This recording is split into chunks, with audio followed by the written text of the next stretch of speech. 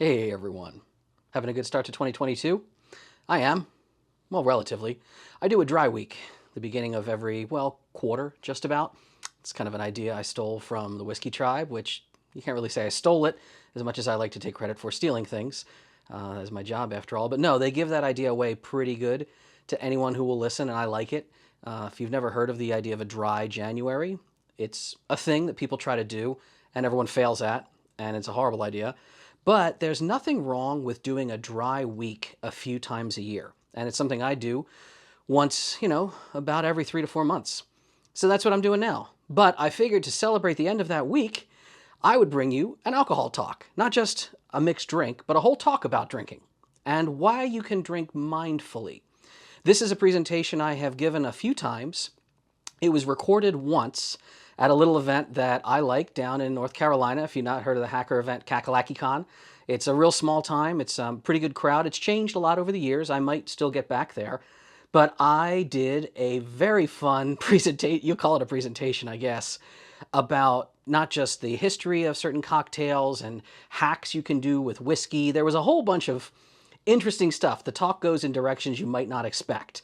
And it went in directions I didn't expect because that room got pretty rowdy. But if you want to give it a watch, I know some of you like the longer stuff, here it is. Salute. I'm filming this on the 5th. I'm still not drinking yet. All right. Fuck yeah.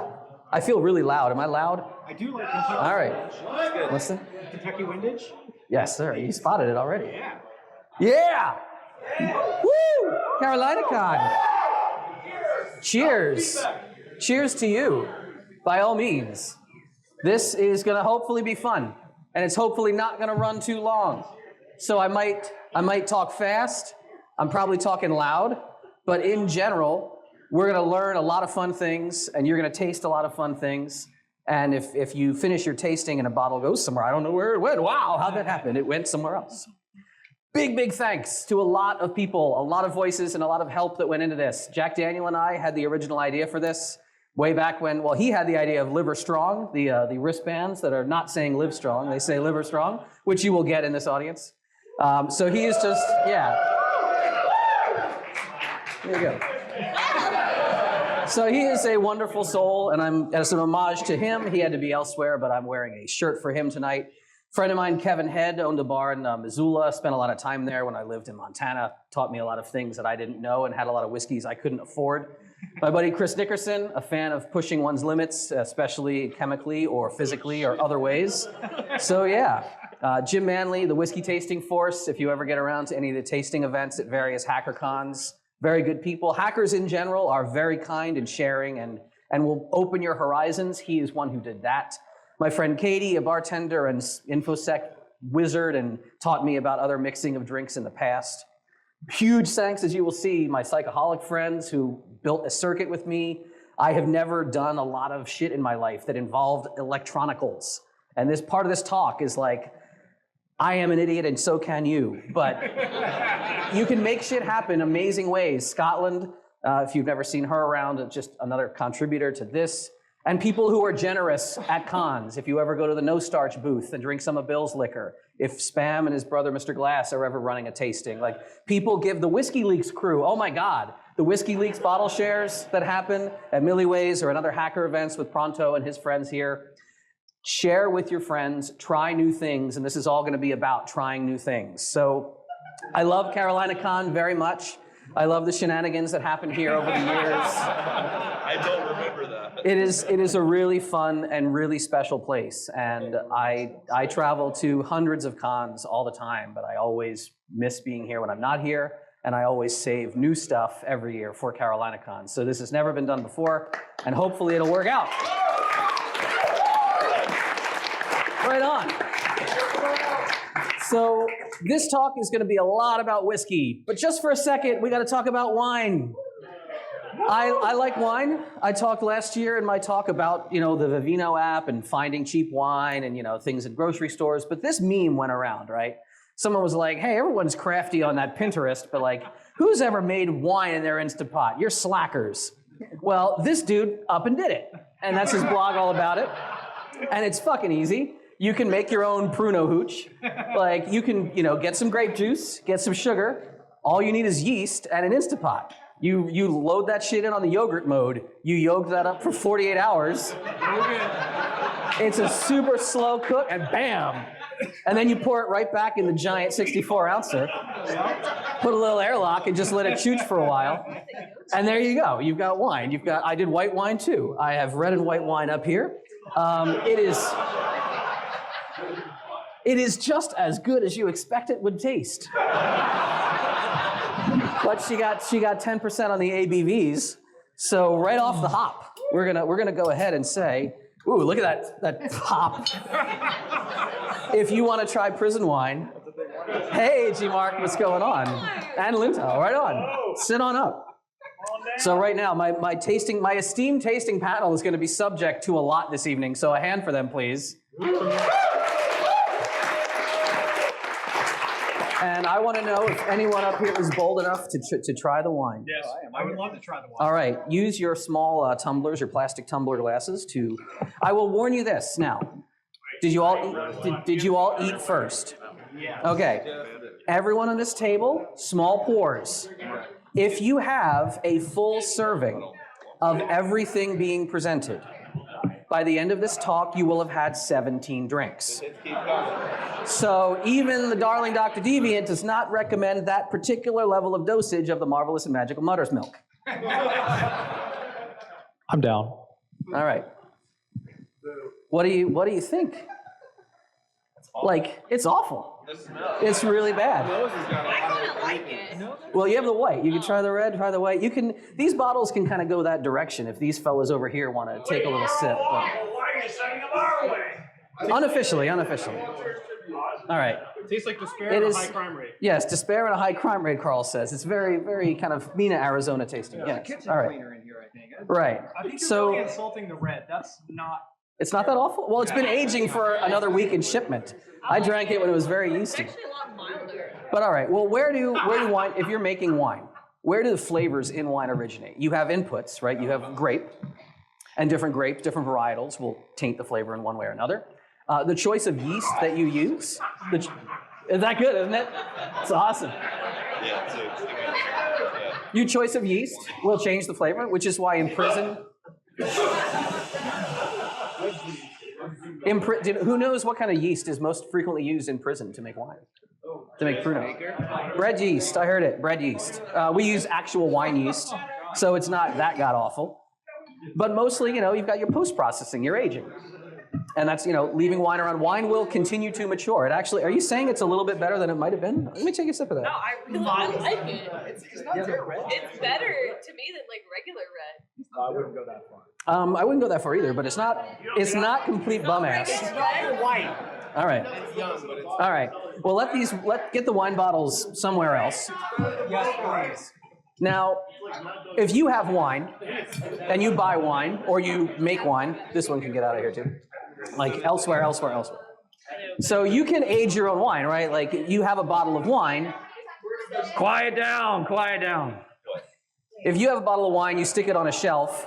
That's how you effectively hack wine's flavor, right? You can age it yourself. And if a wine will mellow with age, some elements will become, pronounced, some will soften. So, I mean, you can hack wine by aging, right? You can't change the fruit that went into it. You can't change the yeast that was decided before you came along. But you can age wine. And by all means, instead of building some bullshit rec room in your basement, don't have kids, fuck it, just build a wine cellar. It's a very good thing. So we're going to talk about hacking a lot of drinks flavors. And if some of you think it's not that bad, okay. I think it kind of is. I'm going to stick with the $3 chuck that Vivino's telling me to buy, but you can maybe, if we don't drink it all tonight, maybe we'll stick it in, your closet and see how it is in a month. Because it'll keep aging. Wine will keep aging. But that was a little segue. Can't hear you. Oh, yeah, behind you there. Go ahead. So yes, that was a little side note just because some crazy guy wrote a blog. Instead, we're going to talk mostly about whiskey. Or do we mean whiskey? Is it to E or not to E? That is the question. Where are we at? Where are we at? Well, that's the thing, right? So whiskey versus whiskey. The pronunciation, the spelling. So these are the countries that spell it with an E. These are the countries that spell it without an E. Well, how many of those countries have been to the moon? Yes. Yes. Use a metric system. America. Which is spelled without an E. Now, if you're ever curious about that, Jim Manley, who I mentioned earlier, he gave a wonderful talk called Hacking Grain. It was all about whiskey. He is a distiller and a producer, and he talks about how the history of whiskey with an E started in Ireland when the Jameson cousins and John Powers, George Rowe, they wanted to separate their product on the market from Scotch. And much American distilling tradition comes from Irish immigrants. That's why we are one of the other E nations. Now, I love Irish whiskey. I will talk a lot about Irish whiskey if you want. Not tonight. Tonight we are talking about Scotch because we can do different things with Scotches. Who is a fan of Scotch? Right on. So what do you have there, sir? Oh, you have Oban. All right. Macallan. So these gentlemen are drinking primarily better Scotches, or what some people might think of as better Scotches. The idea of single malts. People go nuts over single malt whiskey. And what grain goes in on the mash bill? Is it just one malt from just one distiller versus not? Why do people go so nuts about this? And if you're not, this talk is if you've not really been a tasting person, if you've never dove into this, this is my series of analogies that might help you understand. I use kind of a theater analogy when I tried to describe once to someone why people think single malts are this amazing thing. So imagine a huge Broadway production with all the budget in the world and the light show and the rigging and they're flying people in and out. And you can be like, oh, hey, Broadway, I saw the show, yay. But imagine seeing a super minimalistic stage show, right? No set, black box, I saw Waiting for Godot when it was, basically Professor X and Magneto. I saw, Patrick Stewart and Sir Ian McKellen, and it was the most amazing thing I'd ever seen on the stage. Not a huge production. Doing more with less is praiseworthy, and it's remarkable when you say, wow, you were so constrained that you only had this to work with.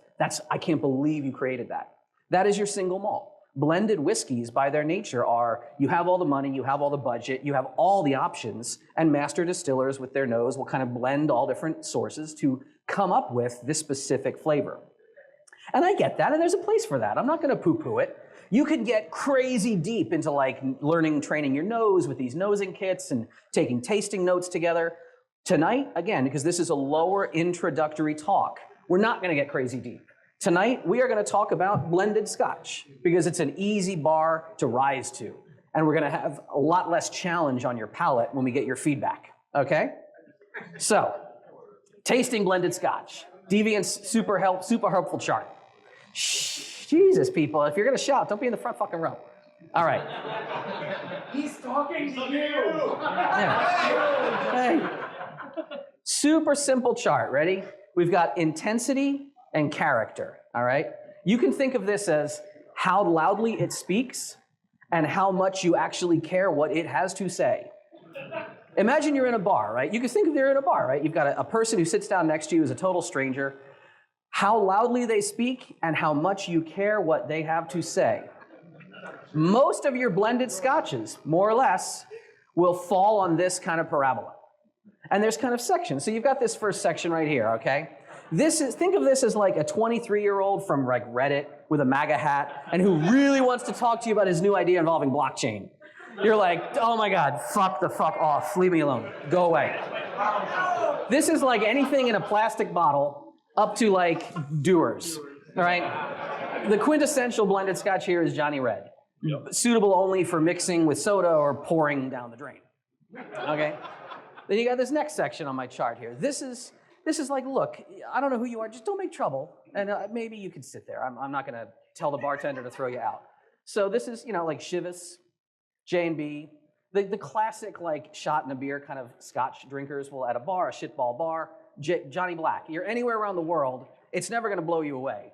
But I know what this is, don't make trouble. Yeah, I've got a scotch in my hand. Fine, and there is a place for that on the market. Now we start to get into an interesting spot, and the spot I kind of dig on blended scotches, what I look for when I'm trying to be cheap, but not have just the same bullshit experience. This is oh wow, who's this guy? He's kind of interesting. That's all right. He's not talking too loudly, but I like what he has to say. You're not pointing at me, right? You're kind of interesting. Okay, just making sure. I was very confused there. All right. Monkey shoulder, pig's nose. You got monkey shoulder right there. That is the favorite scotch of bartenders nowadays when they want to make something with a cocktail with scotch because it doesn't speak loudly. It's a blended scotch that will taste like scotch, but it's not like crazy introducing weird flavors. If you can find pig's nose, by the way, it's fucking marvelous. You should get a bottle of it. And then as we come back up this side, what's that?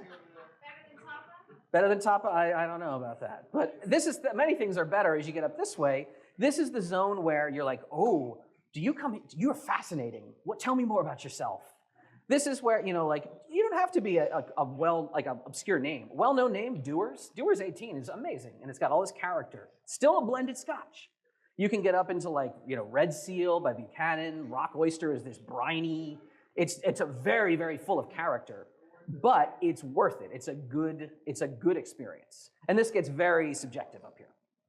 So we're gonna taste some whiskey. Does that sound good to you? Yep. Does that sound good to you, maybe? Okay. How to taste whiskey, a few notes about it.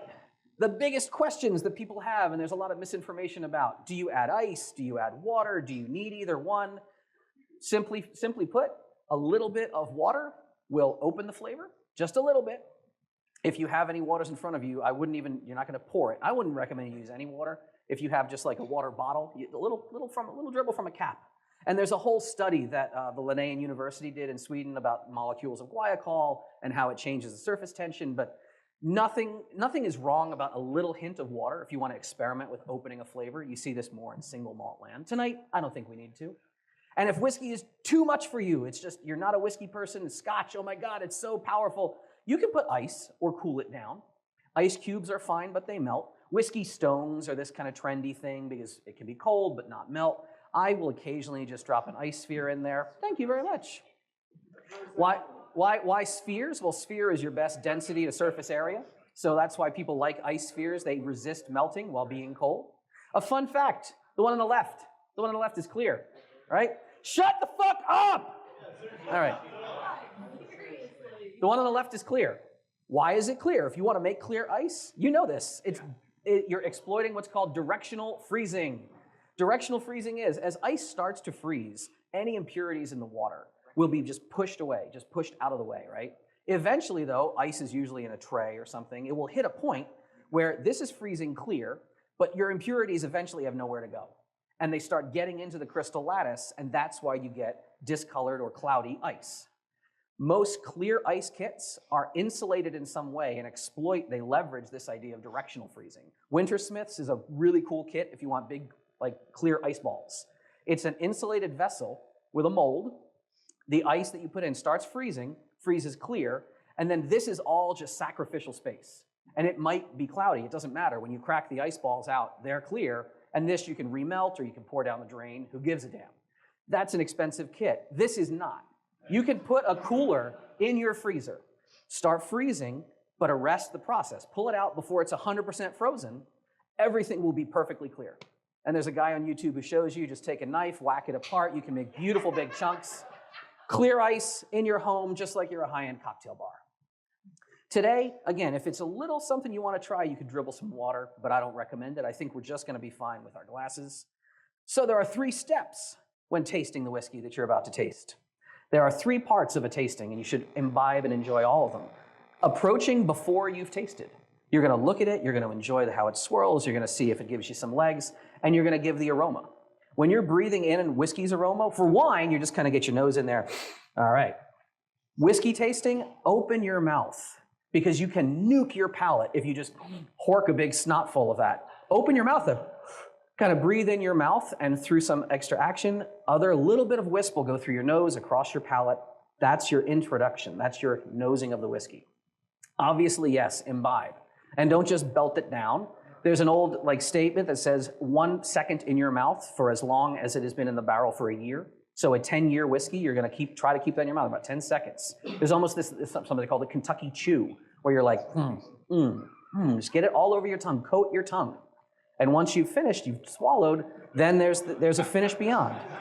Enjoy the sustain, enjoy what's remaining, and that's when you're going to get other notes that'll open up. Is it a long tail or is it a short tail? Does something new pop up on your tongue after you've swallowed down?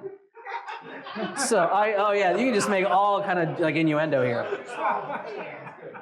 To stop that craziness, we're going to start off with Scotch number 1. Please go ahead and pour yourself a little bit in your Glencairn glasses that you have there. That will be. You're about to find out. You are flipping ahead in class. I see the peanut gallery has turned over duties to a second voice up here. Ventriloquism. Yes. So these are all blended scotches, all right? So we'll just bang it through as fast as we can and then send it back to my fellas over here, like additional auxiliary taste. You're like the alternates in the jury box. You listen to the whole case, but you're not on the hook. Oh, very nice, very nice. So this is scotch number 1 coming around. All right, go ahead there, sir. Was it not clean glass? Is this establishment not professional enough for you? It was a hair in it. I don't know. That was your hair then, sir. These are great. All right. So what do we think? How am I? And the microphone is here for my tasters, right? Yeah, you go for it. Pass them out. Yeah, just pass the box around. I will pass the box around. Sure. Medium outfield. First time ever. Grab it. Rock the mic like a boss.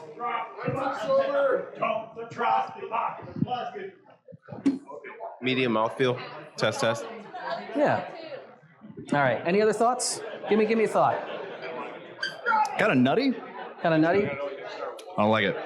What is it? I don't like it. Okay, so I think it's mild. Smirkers. I agree. It's very mild. Your mouth is not needed to pass something out. Just pass the fucking box. It's like an offering plate. Just move it around. Mild. Where do you think on this scale it ranks? Give them to that side. I'm seeing pointed up here. Okay, yeah, that was famous grouse. Yeah, it's closer to the left than the right. I am so fucking sorry. I apologize for that. That is kind of a shitball blended scotch, but it's all uphill from here. You started with the Pruno, famous grouse, and I'm gonna take you on a journey. All right. So yes, this is not revered as a particularly good scotch. It's revered for having a good price, and that's about all. I don't recommend it if you don't need it. And that bottle went over somewhere to them. Okay. I recommend that you water refresh in your glass. Go ahead and swill out your glass. If there's any left in it, you can pitch it if you need to. What? Did you choose it and start from the bottom and work your way up? Did I choose to start? Well, maybe I did, maybe I didn't. Let's see. Can you dump this in that trash can for me, Evan? All right. Do you want me to dump that for you there? Yes or no? You're going to have a lot of drinks in you. All right. Very mild. Refresh your glasses? We've refreshed glasses? We have. Okay. We're going to try scotch number 2. I like scotch. I got to start putting these bottles out quicker so that you can move beyond what I'm talking about here. Yeah, that'll seem fair. We'll be ready for the next one. Yes, that'll work better. All scotch number 2? No. What? No, this is scotch 2, 3, and 4. Oh. All right. So scotch 2 is coming around. As it comes around, I would love to hear your thoughts there. I know it's all fucking action up here, but Jesus Christ, if you want to talk, sit in church. It has more. It has a stronger. To me, this is a stronger flavor, but a little sweet, almost like sweet to me. Mm-hmm. This is woody. Woody? What else? I think you it's got a better nose than it does taste. Mm-hmm. I haven't tasted it yet. What are you waiting for? Yeah, the nose is kind of nice. It's not very sharp, but the taste is really flat. Mm-hmm. Everything everyone said, I agree with. Now, all right, so where do you think we are on this spectrum? I think we're like dead in the middle. Dead in the middle, you say. You're not wrong. That's banknote. Yeah. Banknote is my go-to if I don't really feel like drinking something that's going to challenge me. If I'm with a bunch of people and we're at a scotch bar, I will ask if they have a bottle of banknote. If you find banknote in the store, it will fucking flabbergast you how cheap it is. You will find it a decent enough scotch that is not going to attack your palate for well under 30 bucks. It is priced like shitball, and it is shocking. And I'm pretty sure the market's going to correct on that soon because the supplies of it are starting to dry up in some cities at the price that the distributor put it in this country. I don't know how it's this cheap. So yes, it is. I was getting these kind of thoughts from a lot of people. It's still clearly a scotch, but it doesn't speak very loudly. All right? Water refresh again if you finished your glass. That's 3. It is the Mike Pence of scotch. Mike Pence is like he is way up in the toilet bowl for me, but all right. It's the only time he's to the left. All right. Offensive until he gets you. I love it, sir. Yeah. This guy's a barnyard. All right. Are we already getting on to 3 here? Yeah. All right. Remember, take your time. Nose and breathe, taste, and the finish. I could say a lot about 3. You can say a lot about 3? Go ahead and say a lot about 3. 3 is a very polarizing scotch. Tastes like used Band-Aids. Wow. It's got some barnyard in it. Barnyard and Band-Aids. I don't think it's brand name Band-Aids. I think it's off-brand. Oh, just adhesive strips. Yeah, exactly. So medicine-y. Some people will describe medicine-y. Yeah. To me, it tastes like how a pool float smells. Wow. So it's just a Smoky Pete trying to be in LA. So, Exactly. So it's a blended that's trying to have airs on itself. It thinks who it is, right? Believe it or not, you know what you are enjoying and passing around. Scotch sample number 3. Where do you think we are? It has a lot to say, but I don't want to hear it. Really? Shocker, shocker. Johnny Blue. You are drinking Johnny Walker Blue. Yeah. That is Johnny Walker Blue. Yes. Oh, I bring it for my fucking friends when you're in my talks, baby. It is a very polarizing experience. It has a lot to say. Some people like what that is, and some people do not. It's a very interesting experience, absolutely. So, making distilled spirits. Shh. We got a lot to get through. A lot to get through, people. I mentioned Jim Manley in his talk, Hacking Grain. If you haven't seen it, it's amazing. He talks about every step of the distilling process. You can get way into this crazy eye chart of like all the different flavors that a spirit can have. And you know, if you're doing this like the high-end tasting, like, oh, what are these different notes of oak and cherries and dirt and crushed rock? But where do the flavors originate? Where do they actually come from in a spirit? Well, you've got sugar as an input when you're distilling. So like you could crush up fruit and make distilled spirit out of that sugar if you ferment it. What is a distilled spirit made of fruit? What is it? Brandy, yes. You can use a plant like this, not exactly a fruit. What plant is this? Agave. What if you take agave nectar? Yes, that is tequila. What if you refine sugar and make nice white sugar for people to put in their coffee and tea? You're left over with this kind of shitty browns. What is that? Molasses. If you ferment molasses and distill it, that is rum. And everything else comes from a mash bill of grains. Yes. Gin is grain. Gin is grain plus herbals. Yeah. Neutral grains would be vodkas, not always, some potato.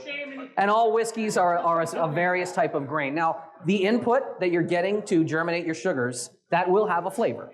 Because obviously, brandy is very different than whiskey, is very different than rum. Are you getting a 4 with 4 words? We're getting to that. Oh, you already jumped to 4? You weren't told to. Oh my God. Well, wait a minute, people. We're All right. All right. Well, all right. This is awesome. It's going somewhere. It's going somewhere. If we talk about malted whiskey, malting is just germinating the grain. You actually just lay it out on a malting floor. You allow it to be wet and then start to sprout. Then you arrest that process. So if you hear about like peat and smoke in a lot of whiskeys, that's literally the old way of doing it. Would be smoke under this grain floor, this malting floor, coming up, and the heat would arrest the process. And again, get particulate into the mash bill. Again, yeast, what yeast you chose will change the flavor. How you distill it, how you do your separation in your distillation column, when you trim your heads and your tails, all of these things will change what actual like long chains are in the spirit. That'll change flavor. But of course, maturation, the post-processing, the aging in barrels, where the wood sugars will caramelize when they toast the barrel, and then you sit with the barrels all in a rack house like this, and they're just going through temperature cycles over the years, leaching in, leaching out, the whiskey is picking up color and all kind of mellowing agents. That's another flavoring. And people often talk about how expensive it is, because this is how, like, takes a lot of space and a lot of goddamn time. Now, we jumped the gun, but that's okay. We're already ahead of the curve on time. We need to keep moving. Am I talking too fast? Is this working for you? Found like I'm a little, All right. You've had water. You've tried blended Scotch number 4. Is blended Scotch number 4 also over there? Right on. What did you think about that? What do we got? Kind of sweet, a little fruity pebbly for me. Pass it around. So like everything tells me it's going to be to the far right, except for the fact that I know you, and I don't think it's going to stick over in the far right. All right, you're a smart man. That was easily the best one in my opinion, and it had a real floral flavor and a lot of intricacies. Yeah. As you tasted it, there was more and more things revealed. Yeah. There's a lot of campfire or burnt wood. I can't tell if it's pine or oak, but I can definitely tell like some kind of, the wood burning things. Yeah. Peat. You liked it? All right. Ready for what it was? Yes. That was banknote again. Yeah, I love it. But I hacked the flavor. What'd you change to it? Yes, you can hack whiskey's flavor. You can hack a spirit's flavor. So let's talk about the flavors that come into a distilled spirit. In this case, a mash bill of grain. Love it. No, Well, that was chosen long before I picked up this bottle. And I don't get to fucking change that. They didn't actually do a whole lot of malting and smoking. So I don't get to change that. The distiller has a yeast, a strain. And by the way, it's very tragic that when Prohibition happened and distilleries like went out of business, we've lost yeast strains that were being cultured for lifetimes. And you never get them back. So we've lost a lot of distilling tradition because of that, because the yeasts are all specialized in many different distilleries. But I don't get to choose it. Somebody way smarter than me, long before I bought this bottle, chose it. Distillation. Can you re-distill a spirit? Like, yeah. Oh, yeah. This fucking thing exists. This is an air still. You can put this in your house and make your own proper hooch, probably very off book. This is a proper moonshine still that I know someone that owns. These exist. But flavor-wise, I mean, that's effectively pushing the reset button on flavor. So that's not really what we're doing here. The big number, right, maturing, which again is the big cost because you lose whiskey over the year if the angel share vaporizes off. And it's just a big cost to maintain a rack house where the distiller wants to save money and push a bottle out and say, all right, 10 year is fine, 12 year is fine. You at home, can you try to do more maturing? There's some interesting ideas here. So there's a fun, like this, who saw this weird looking thing, by the way, out on the bar in this very hotel? The little smoky box, if you want to make something smokier, if you've never seen it, it's connected to this little, it's a fucking auto bowl that you pack with like wood chips. You put the whiskey in the box. They do this out at the bar if you want to see it. They spark that shit and they effectively hotbox your whiskey, right? And it goes in there, it chooches for a minute or two, and you take it out, and they're like, look, smokiness and age and new flavors. Now, I would not really call this aging the whiskey. You're adulterating it with new flavors, and sometimes they complement, and sometimes they're just goofy. And it's a beautiful pageant when the guy does it. It's a really fun thing to see. Very impractical at home. What people have tried to play with at home are whiskey sticks. The idea of giving your bottle, because the whiskey is effectively dead. Like, it's not going to mature just sitting in a bottle. But giving toasted wood, dropping it into the whiskey and letting it just sit there for a while has been debated as to whether or not this changes the flavor. Now, I can tell you, these products, which are stupid expensive, they're like $7 a stick, they will change the flavor. This was a pure virgin, raw, neutral spirit, completely illegally distilled. And after using those little whiskey sticks and cycling them out every few months or something, lady who made this, bam, you've got colored flavored, you're getting flavor. That will work. But again, dumb, expensive, takes a long time. Somebody, for the expensive thing, there's another blog and Instructable, they said, dude, you can do this yourself. Like, just get barbecue wood, it's food grade wood, put it in your oven for 400 degrees, let it chooch for a few hours, comes out, do it yourself whiskey sticks. I didn't want to pay for the freaking thing, so I just got a log and busted that thing up. Yes. Hey, look, whiskey sticks. So yeah. Hey, Dee, white oak? Yes. That is exactly what I'm tasting in there. Yeah, man. That is awesome. So again, foil wrap your packets like you're making fish. In the oven, 400 degrees. Your house smells fucking wonderful when you're toasting white oak. I made one at 2 hours. I did one at 4 hours. I took some outside because this would be like a level 1 or 2 toast on a barrel. I wanted to do like a 4, even a 4+. So I took the Sears all out there, give her 4 in the driveway, and sure enough, you can make really crazy dark char. Does the foil keep the flavor in? The foil just manages the heat. Keeps the heat in contact. So again, I referenced Scotland earlier. If you don't know Scotland, the hacker, she made the Mad Max flame guitar. And you see this sometimes at Burning Man and other hacker events. So Scotland and I were talking. We're talking about using, the whiskey sticks and, doesn't they take a long time? And we started mentioning that, haven't there been studies that people are doing weird things with ultrasonic cavitation? Because you're trying to get the whiskey to get into and out of the little crenellations in the wood to get the sugars from the wood into the flavor, okay?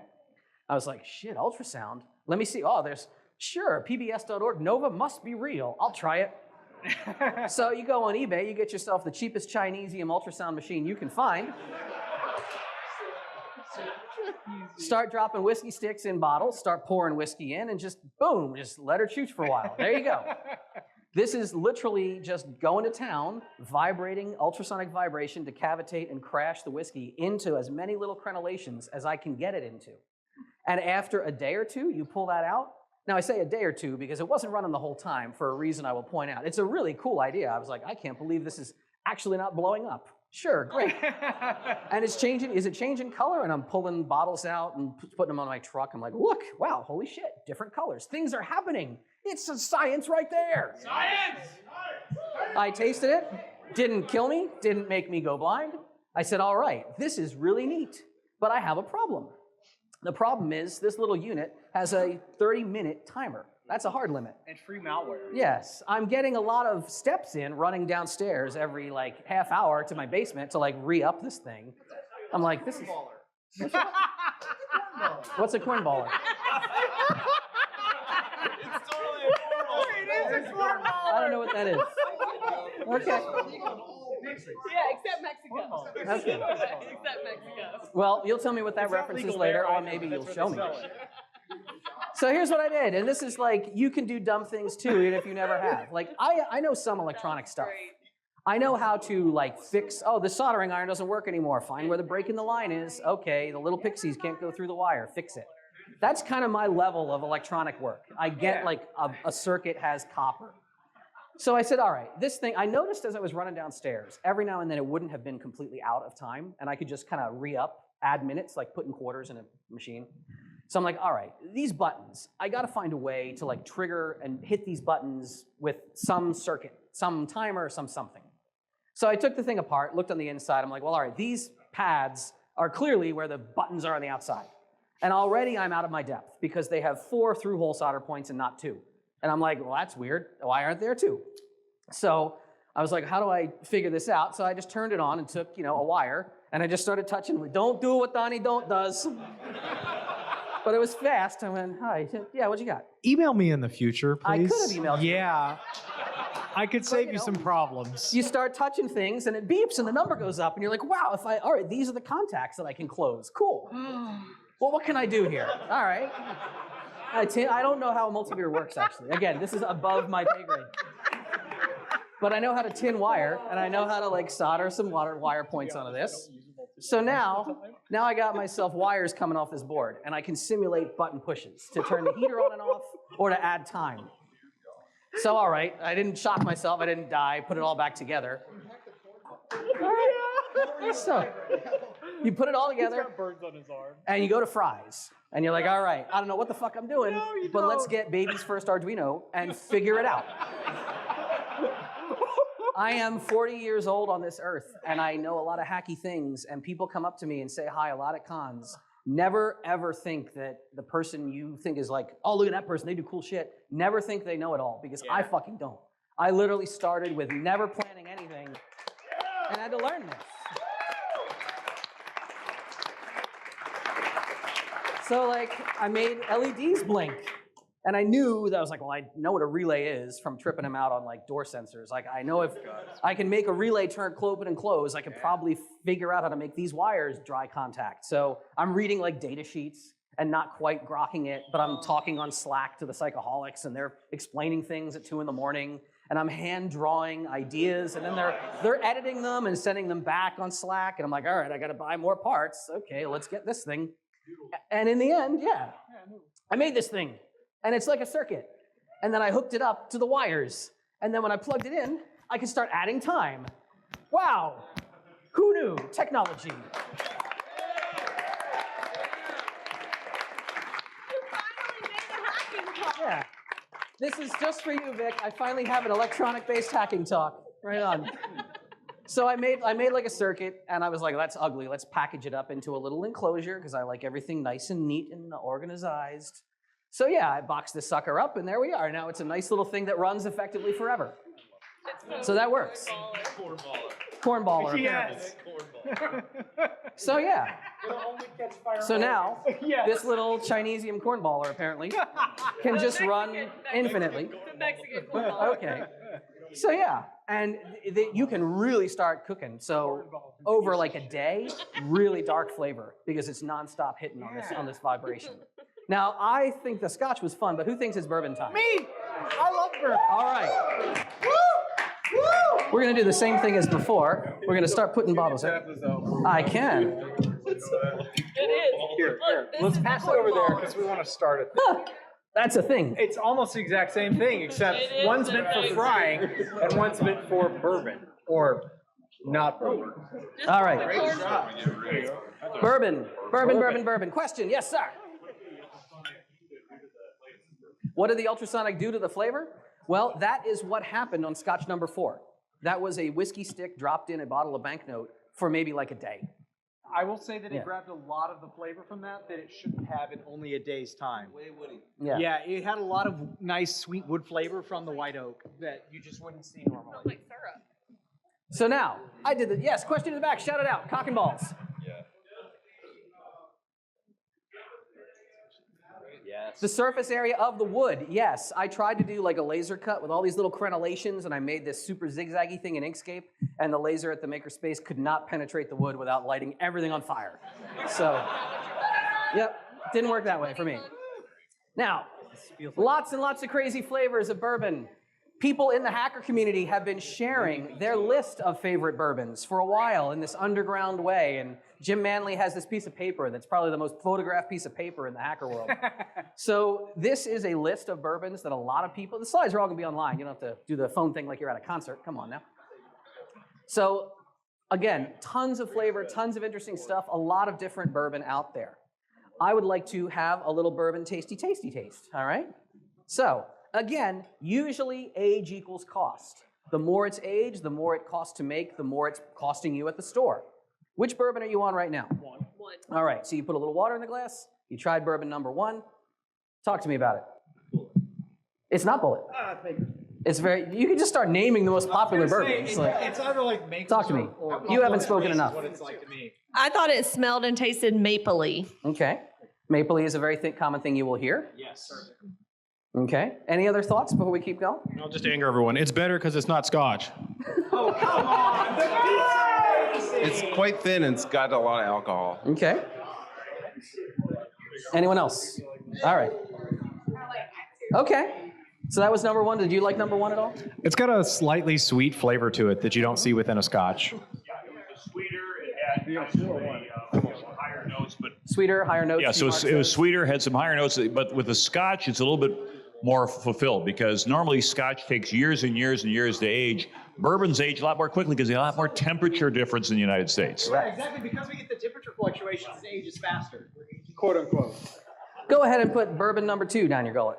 I just did. All right, you just did? Keep passing the bottle. Did all of you put bourbon number 2 in here? I'm about to. All right. What was one? Are you gonna tell We're going to tell you in a minute. All right. Yeah, okay, those are there. Okay. Yeah, when Yeah, whenever Evan, you guys when are you're done, pass done, it over here so I'll we take can it get over there when you're done, Evan. Mm-hmm.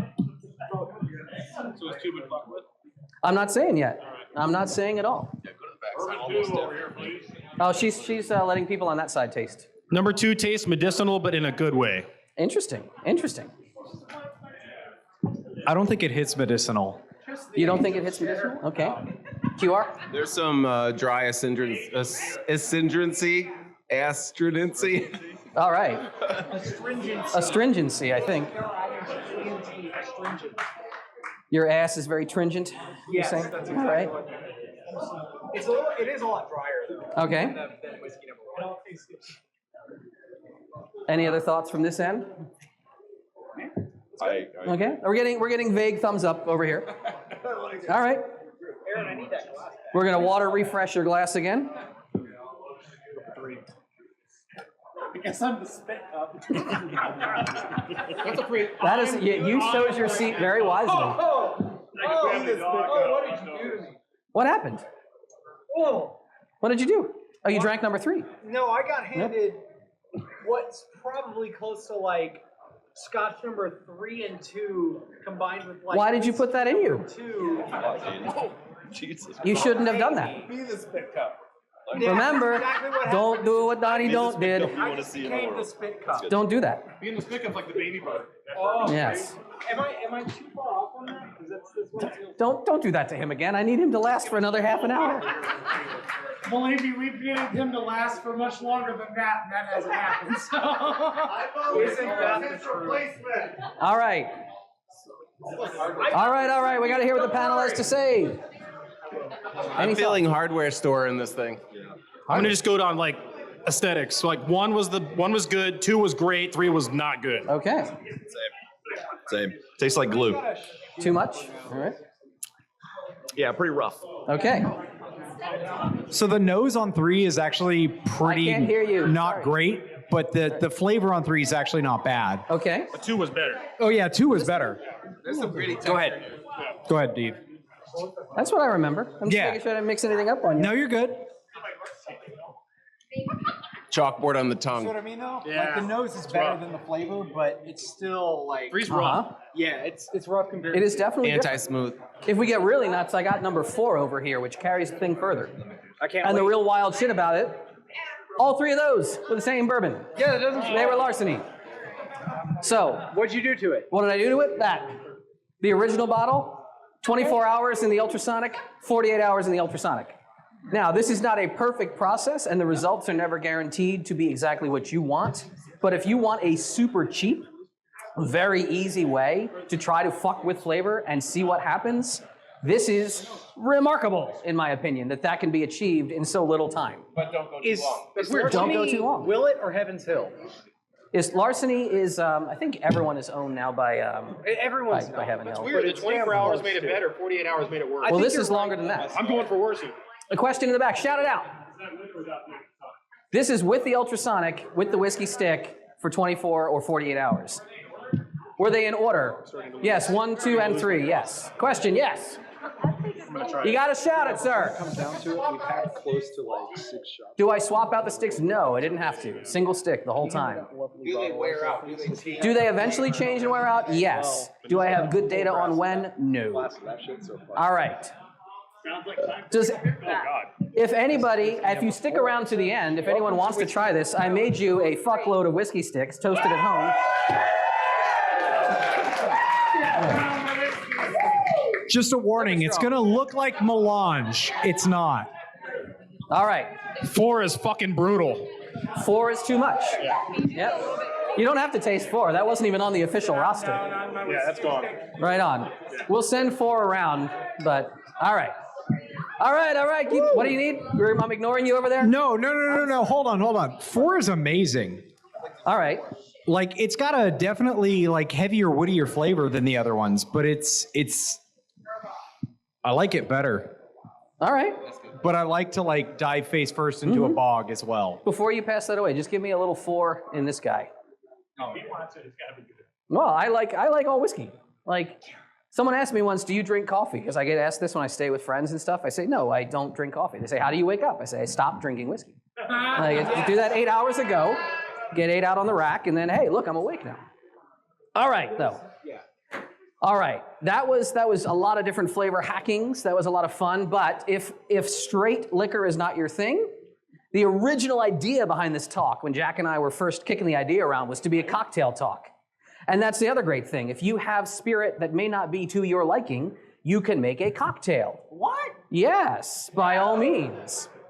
What is a cocktail? How do we define cocktails? Do you have a thought? Are you suggesting that one could combine both alcoholic things and non-alcoholic things at the same time? You can. Holy Mind shit. blown. The actual set, what's that now? You got spirit and bitters on there, I mean, because sometimes people can't hack it. And we have to accommodate all types. We are welcoming Big Tent. If you have a spirit, a base spirit, and you change its flavor with any of the certain classic elements that go into a cocktail, that is the definition of a cocktail. Cocktail is civilization. Excuse me. Yes, sir. What exactly is inside of a bitters? What is inside of bitters? Yes. It's amazing you ask. I can talk about bitters, but you know who can talk even more about bitters? That's okay. Let's not wake him up. Larry Pesci can talk a lot about bitters. Larry Pesci made most of my bitters in my bar. Oh, really? I bet if you were to tweet at him and ask, hey, how do you make bitters, sir? Why did you extract the thing and the stuff? He will probably talk about that. Again, DIY, hacker fucking punk culture. Fruit Fruit will often go into a cocktail, either fruit juice or fruit garnish. By the way, this is not a bartending class, but learn this fucking shit. That is a lemon wheel. That is a lemon wedge. That is a lemon peel. That is a lemon twist. They are not the same thing. Use them right. Again, not a bartending class, but don't look like a douche in the bar. There are a few standard ways, standard terms of preparing and serving a cocktail. This on the edge, neat, that is not a cocktail. The only thing about neat is a spirit taken right out of the bottle, put into a glass and into your mouth. No adulteration, no flavor, no chilling. That is neat. On the rocks, many of you know, that is ice in the glass to chill it and served in the glass to you at the bar. Yes, hand. No, does not have to have the fruit garnish. This was just happens to be a picture I pulled. And lastly, up is just a chilled cocktail served up in a cocktail glass. Where you can get a little, and most people, this is like old news here, right? This is pretty well known. But some people will fuck around with terms. For example, I want that straight up. What the fuck do you mean? There is straight whiskey, or there's up. I want it in a martini glass. Right. No It's just you want a ice. whiskey in a martini glass? No, Yes. that's dumb. Don't order something straight up. You sound like an idiot. You might mean you want it neat, or you might mean you want it chilled, which would be in a low glass, but without the ice in the glass. You'll see a cocktail prepared that way. So, untangling that. The history of cocktails. When did cocktails really emerge? When did cocktails kind of come out? Prohibition started. A lot of people say Prohibition. 1870s. A lot of people, you are wrong. Cocktails really came into their own during Prohibition because when liquor wasn't that good, we had to change the flavor. We had to do what a cocktail is meant to do. 1870s. Yes, cocktails are way, way older. Cocktails have a very venerable history. And in fact, tonight, we are going to make a couple cocktails from the pre-Prohibition era. We're going to make a couple cocktails from Prohibition, certain Prohibition classics, and a couple cocktails from the modern era. Which Carolina was that? Which Carolina con was that, you ask? I don't know. That was the Chapel Hill Hotel, I think, long ago. Can we make some cocktails? Are you still enjoying this? Yes. All right. Cool. So, certain very venerable cocktails, all of which predate Prohibition. Oh, it's Sazerac. Absolutely. The old-fashioned, which is something that a lot of people don't drink anymore in our generation, but I think is wonderful. The flip. Oh, old-fashions are solid shit, man, but I'm going to make it in the old style. And Sazerac, which I'm even going to make two Sazeracs, one with the brandy you like, sir, and the traditional now using whiskey. Okay. The old-fashioned in the old style, using a lot of seltzer water in the mix as you chill the whiskey. This is not done anymore, but this was a very common thing to do a whiskey and soda. And then you give it some bitters, give it maybe a little fruit garnish. So a note about seltzer, by the way. Club soda is not seltzer. Seltzer is not club soda, although they are usually very interchangeable. The flavor profiles of each are very close. If you want a lot of seltzer in your home, many people have heard of the Soda Stream. If you tell yourself, boy, I would love something tasty under my palate, but I want a pricing model that's akin to ink cartridges, boy, is a Soda Stream for you. Hey, Deviant. Yes, sir. What if I happen to want quinine? What if you want quinine? Well, you'd want gin, and we're going to use gin. Right. But, so by the way, Soda Stream, who has a Soda Stream? Who pays for those fucking cartridges? Chumps, all of you. Fucking, who has a soda mod? They take the asshole proprietary threading and then they made it up to paintball tanks, which you can refill for like pennies. Get your ass a soda mod. Or if you're an insane guy like me and my wife, we like a lot of soda all the time. What's up, Patrick? Yes. Yeah. Exactly. Yeah. Get this thing. Yeah. This allows you to connect a Soda Stream to a giant, 20-pound freaking tank down here, right? So if you look at the Soda Stream in our house, you'll actually see way down behind there's like this line, and you look behind our stove, and where does that go? It goes to this 20-pound fucking tank. So in making the old-fashioned, I'm just going to need a glass over here. And we're going to use, in the old way, it would normally be bourbon. We're going to keep with the bourbon. We lost all the bourbon, didn't we? Bourbon number 3, please. Did we lose all the bourbon? I'm going to use rye. Just literally like that frickin' Mad Men episode. This bar was set up by a blind man. There's no bourbon. Rye, okay, we're going to get some Angostura bitters. Yeah, I'm gonna make that camera available. Why not do magic? Bam. Holy shit! Here I am! We're living in the future. It's like that streamed live. I know. It's the clarity is amazing on this video, right? Welcome to the Booze Network. I need a little tip of water from here. He's going to steal a bit of my water and also just Oh yeah. Talk us through this. mash What am I the making? crap out of the sugar with, I believe, a little bit of bitters. Am I wrong? That is Angostura Which bitters. Angostura bitters, as I pronounce it incorrectly. That's all right. That's all right. And he's going to mix the crap out of it. Doesn't it though? All I was thinking was fuck that sugar. He's now going to So add some ice to a we're gonna put whiskey. whiskey. And again, the and old way of doing this would involve fuzzy water. rye whiskey. Where does fuzzy water come from? Well, usually just from shoving a bunch of CO2 in water, although there is naturally sparkling water. Do you think they shoved a bunch of CO2 in water back in the 1870s? Or did they like They would have find originally it from gotten naturally springs carbonated water. or something like that? Yeah, okay. Water that didn't shave.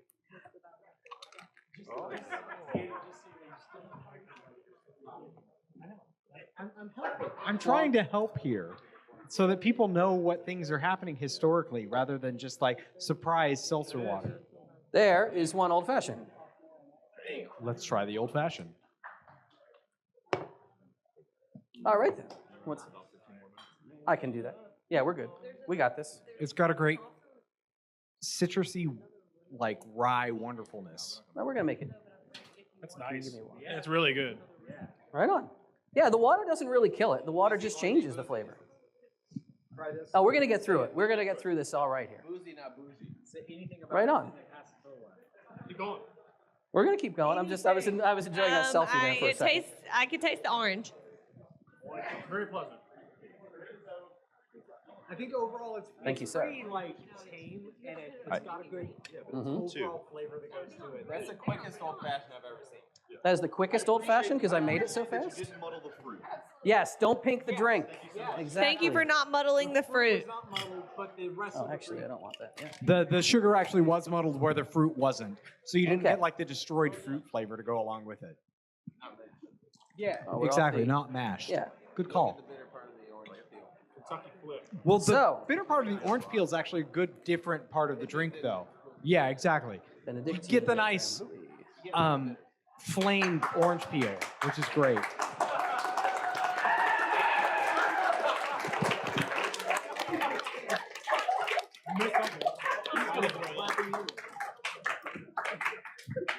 Oh, we have fun. Congratulations, Deviant. You got an applause. So, it's all good. We're good. We're There good. was applause. All right. Keeping it moving, because we got hacker trivia and stuff going on. Hacker trivia. All right. I am going to make a flip, which is easily one of my favorite fucking drinks to make. It's always funny because it blows people's mind when you take an egg out and you say, oh, I'm going to put an egg in this drink. And they say, really? And you say, yes, I'm actually throwing an egg in the drink. But Deviant, everyone always only uses egg white in their drinks, not entirely the whole egg. You can use a whole egg. There's nothing wrong with it. And in fact, this kind of flip, which I'm first incorporating with a dry shake.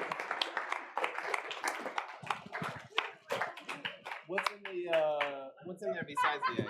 What is in here besides the egg? What is in these besides the egg? We have 2 measures of whiskey. We have 1 measure of Drambuie, which is a cordial based out of Scotch. And we have that was 1 measure of Drambuie and 1 measure of Benedictine. So you'll have a little bit of sweetness in here. In And addition, no ice, so it just shakes. well, we're gonna. together. So the first shake, called a dry shake, which is just a shake with no ice, is to incorporate the egg really well. Then we're gonna drop the ice, and I'm gonna look for cream. I am. So this is gonna come out almost like an eggnog, but we're gonna do some fun shit here. So yes, this will be a double shake and drink. Can I have a cocktail glass here? Yeah, the double shake, I think, is going to actually work out really well in our favor. I mean, it's going to suck to be everybody else that doesn't get a sample of this, but I think it's going to be amazing. Because you don't see that very often. Like, usually with an egg drink, you'll see, like, just the egg whites, and you'll see them shake it for, like, a minute and a half, and they'll feel really bad, and then you'll want to tip them really hard because they worked really hard to make this drink. So, Yeah, exactly. You only get one shake usually, like this lovely man said here. what is, if this is almost an eggnog, what is a typical spice that would go on top of an eggnog? Definitely nutmeg. Nutmeg, yes. You can, Or cocaine. you can use ground nutmeg if you want. If you want to, you can. But I'm more of a fan of grabbing a microplane because there's a little bit of fanciness. Ready for this? Hey, Deviant, that looks a little familiar. That like design there. Oh, something's gonna happen. You'll see. Would that have Yes. anything to do with like the game of life? That might. Conway's demise. Conway AF. Man. Oh. Oh, you can't see it, but we had a little glider eggnog there for you. Woo! Oh no, start it over here. Yes, please. What do you think? Nutmeggy and eggy. Yeah. Yeah, you had a little preview of this one. Eggnog is a good analogy. Yeah, it's very eggnoggy, but it's all good, right? I would say that is highly integral approved. Oh, we need our take box the of yolk. glasses. Okay. We need. Shoot. Don't be scared of yolk. I'm gonna need extra glasses here. If I can have you trouble you. I love eggnog and it tastes just like eggnog. Toss I it. feel like You I done with could it? drink that and still be on like a keto diet. If you can. Got all that protein from the entire. All right. We're still doing okay. We're still making it work. Delicious. Are you still enjoying this? Would you All right. that flip as keto approved? As keto approved? I don't know. I'm not a nutritionist. Do you know the etymology of the term flip? No, I don't. Someone's holding shit up. There's too many inputs. Too many inputs for Deviant. Oh my God. Are you gonna throw me out? Is that what you're walking toward me? Don't throw me out. Okay. Who wants to see the next cocktail? I'd like to see a Sazerac. All right. We are gonna make a Sazerac. A Sazerac is rye based. And the rye will have a type of bitters that you normally don't, I don't fucking measure it, I'm just gonna bam. A type of bitters that you normally don't see used. Do you know what type of bitters it is? Well, it says Peychaud's up there, but It is, yes, it is Peychaud's. So what exactly would that be? Peychaud's bitters, they're a very medicine-y tasting bitters, actually. They are. Was a medicine. Talk about it. You know history. Most bitters were introduced as some sort of patent medicine, and the cocktails associated with them were a way to distribute their medicine and sell it to an audience. But people enjoyed the taste and realized it had no real medicinal quality, so it just turned into cocktails. There you go. So out of curiosity, would you say that this is entirely different to things like medicinal marijuana or what? I would say the controls and restrictions on them are very similar. Actually, Peychaud's bitters actually came out of New Orleans. This was a doctor in New Orleans who was trying to produce this as a medicinal herb. Karl spends a lot of time snake oil down in here? New Orleans. There is a relation to snake oil. So this New Orleans place, is that any different than this Nolans place that I know of? New Orleans is what tourists say before they get mugged. The whole thing with a Sazerac is it's quite a pageant, right? You're gonna stir your bitters and your spirit. Here we have a cognac and we have a whiskey. And yes, I'm using the same spoon, but that's because we're trying to hustle here. A little bit of absinthe. We're gonna get kicked out. You did the cognac one as well? Yes, I did your cognac one. Cognac one for you. I have 6. We can make this in 6 So minutes. Sazeracs No originally were made with cognac, but then after a parasite destroyed wine and cognac production in France, it switched to rye whiskey. So guy, the look at this original guy. old world Sazerac is made with cognac, and the modern Sazerac is made with rye whiskey.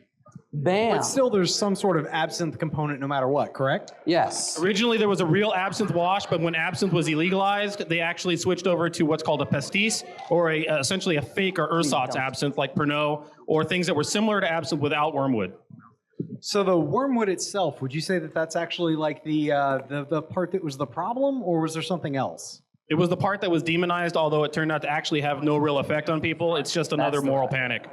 So all of these authors that happen to think that wormwood was the thing that gave them their wonderful kick, essentially, what do you say about that? They're in the same wonderful category as Alex Jones. Impossible to beat that. What do you think of the Sazerac, sir? I think I need another taste after the Alex Jones comparison. Ah, it's excellent. I love Sazerac. So we're not going to talk about this whole video. But there's video of me like making a Sazerac on a plane. And the very end of this talk is going to explain how I'm doing that with things that you normally don't just like get the flight attendant to have Peychaud's bitters or absinthe, right? So you can absolutely do that yourself. But we'll show you how in a second. Prohibition era. 2 awesome cocktails that we're going to make back to back. The martini and the sidecar. Now, the martini, the ratio, what is in a martini? Gin and a stare at a bottle of other things. Ah, yes. So you know, sir. So the idea of gin and vermouth in different amounts. Over the years, this sort of ratio has changed a lot. We started to see more and more gin, less and less vermouth. In fact, for a very long time, the sort of Montgomery martini is that 15-1? Yes. Holy crap! It's really almost no vermouth. It's that's like a straight gin. Half thought of. So, if you ever seen the old MST3K where they talked about a date with your family, we should have sound. I don't know. We don't have sound. There's a joke that they threw in about more gin pop. And Field Marshal Montgomery. That was a joke. That was a reference to the Montgomery martini. The fact that people back then were basically just drinking straight spirit and calling it a cocktail at that point. We can make one of them. As you referenced, obviously the best drink order ever in a Kingsman. What can I get, sir? Gin, not vodka, obviously, stirred for 10 seconds while glancing at an unopened bottle of vermouth. Thank you. So yeah, you know what? Because we're tight on time, we can make the martini afterwards. I have plenty of gin. So it's homeopathic bullshit. It's like homeopathic martini. Yes. That's how Like seriously, homeopathy is exactly how I want my vermouth inside of a martini. But what we're gonna make instead, because it's really neat, is a sidecar. Talk about a really, really fun kind of beverage, right? Also popularized during the Prohibition, also using gin, which we have here. And we're gonna go 3-1 on the, oh no, it's not, it's cognac, I'm sorry. Damn, almost put fucking gin in the sidecar. Look at me. Jesus. I would not be opposed to a gin sidecar, but I love a good juniper bush in my mouth. Bush in the. Feel free to make your own bush in the mouth jokes while I am. I'm still gonna stick with it. Juniper bush in my mouth. You're still talking. We got ourselves a Cointreau. Nice. What is Cointreau? 3 minutes, we can do it. Great. Cointreau is an orange liqueur. It's essentially a triple sec. There is a difference between triple sec and Curaçao. We can get into that in a side room. It's 3 minutes, got it. It's something you mix with other things. Yeah. Now, I should have some lemon juice. Where is my lemon juice? You got a lemon? There is my lemon juice. I'll take that from you. No, I got it right here. Now, why am I stirring as opposed to shaking? Well, we'll talk about that in a minute. You actually do want to aerate and really incorporate juices. You stir pure alcohol, you shake juice and alcohol. Now, on this glass, before we rock and roll, While you're rocking and rolling, can you say that thing that you said just again? Because I think that's really important. You stir pure alcohol. You shake juice and alcohol. And this is a partially rimmed glass. Thank you. There is your sidecar. All right. Oh, I didn't put it on the fucking camera that whole time. Shit. There you are. Here's the partially rimmed. Yay. Nice. Yay for rimming. Yay for rimming. Yes, we got a rimming joke in there. Okay, tell us about it while he goes. Hey, Carolina Con. Sorry I can't be there this year, but I figured. Oh shit, it's Dr. Tran. Oh shit, Dr. Share a drink with you guys anyway. So today we're going to be trying. He wanted to be here. Sidecar recipe as well. So we're going to wrap it up with a sidecar and a final note for you. I'll show you the last two couple cocktails in the side room because we don't want to keep letting this run. Welcome. Hello. So we're going to try to get the sidecar drink first. So we'll give this a try. Cheers, Liverstrong. Yeah, we have fun friends. It's the most legally liable sidecar. We're going to jail at this point between the two of them. I'm sorry, everybody. Something with cognac would have made it a little weird, but actually the Cointreau and cognac and lemon juice actually is pretty nice. Are you supposed to drink the lemony bits? I'm not against combining both of those. You can if you want. You suck. suck at PUBG. There's some hard surfaces in there. I actually kind of like this. That's cold. That is really cold. It is cold. I mean, it could be better, but that's just because he hasn't brought me on yet. All right. Because we are running long on time, we're not going to do every last cocktail, but I will keep making these tonight in some side room. What I was going to show you, and they're all going to be up online. They're already online. The mini mix kits that I travel with, I have Amazon links to all the little, pieces that I put together, so you yourself can show up wherever you want to be and make a solid cocktail. Any last-minute reactions from our tasters? Thank you.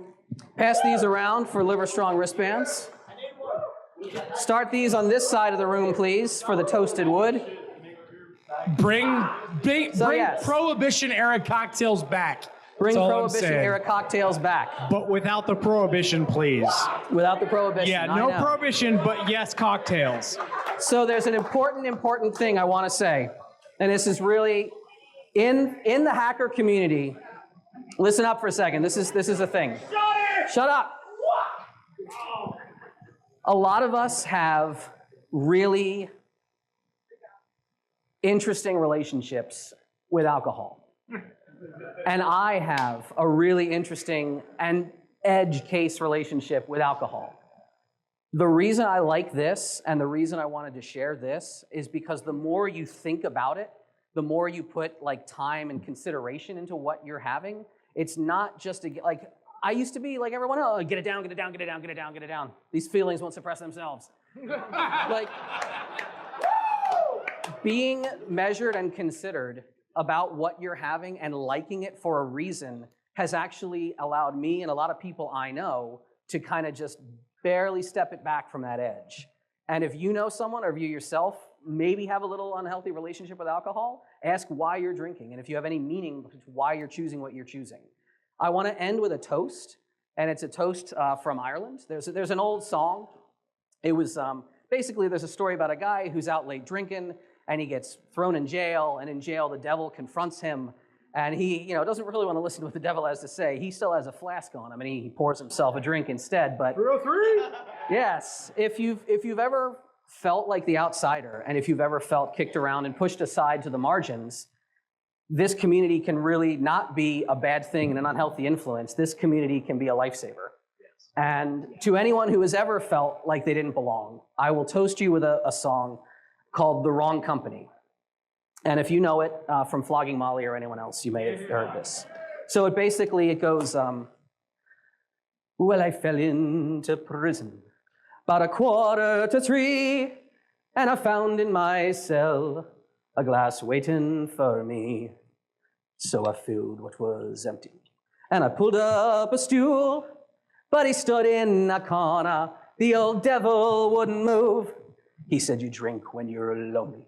No, I drink when I want. He said, you'll never be sober. Why should I want that? I only drink to be merry. But unfortunately, I'm in the wrong prison cell with the wrong company.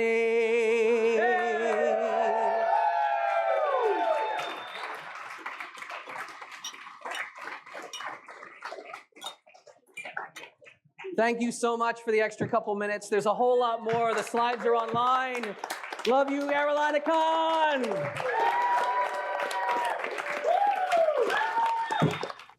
Well, all right. I hope you enjoyed that. That was, as I said, it was a talk that goes in many directions, but I got a lot out of it.